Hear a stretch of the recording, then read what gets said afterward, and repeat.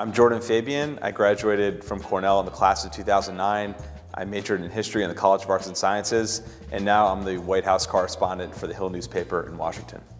So I focused on late 20th century American history, and I think that was really the perfect focus for what I'm doing now. It really gave me a foundation of knowledge about what's happened in the past in American politics, and that helps put things into perspective when they're happening. A lot of the storylines that we're seeing now with Donald Trump's presidency is things are called unprecedented, but a lot of times that's not true. They're crazy things, but a lot of times those crazy things have happened in the past to some degree. So having that knowledge and history sort of helps you put those things in perspective.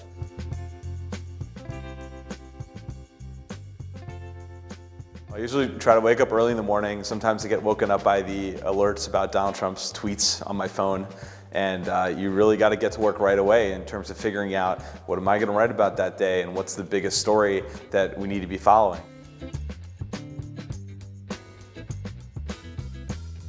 Your primary goal is to document what's going on in the White House and make that available to the public and tell the truth and write the truth of what's going on. That's our job. So it's our job to sometimes ask uncomfortable questions. These people are not our friends. They are sources. They are subjects. So you always have to keep that in mind when you're doing your job.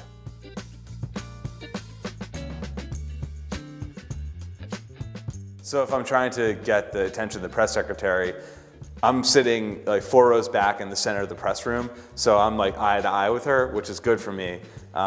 We also have, I've built relationships with press secretaries so they know who I am, and that's always important. So when the briefing starts, everyone's putting up their hands, so I'm sitting there like this, trying to get their attention for a question.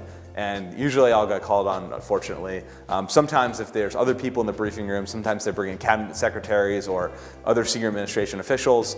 And if I have a pressing question and I'm not getting it asked, let's say the Treasury Secretary is in there, I'm like, Secretary Mnuchin, I have a question about the debt limit, but everyone else is yelling too. So it can be kind of a feeding frenzy, but so if you have a question, you got to do what you can to try to get it answered.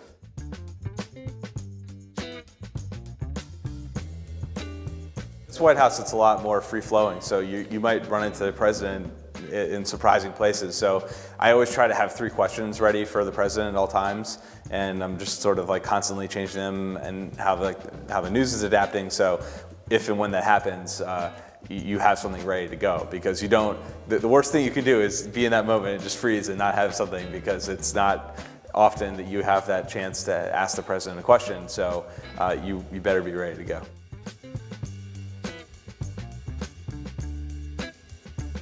A lot of opportunities at Cornell for people who are interested in journalism. There's a lot of great publications on campus that you can write for across a variety of interests. Like I did a few guest columns for the Cornell Sun when I was a student. I wrote for the Cornell Review. I even did some work for the humor magazine, the Cornell Lunatic. So that just shows you like a small slice of the possibilities that you can write for if you're interested in doing that. So research and just going over documents is such a huge part of my job, and I got a lot of that experience at Cornell because I was doing the history program that required a lot of research and documents and primary and secondary sources. So it just constantly reading and trying to find that one nugget in that document that was really important. That's the type of thing I'm doing now. I'm looking at those kind of documents, but instead of from the 1970s, I'm working on those documents in real time. So it's kind of like a seamless transition from one to another.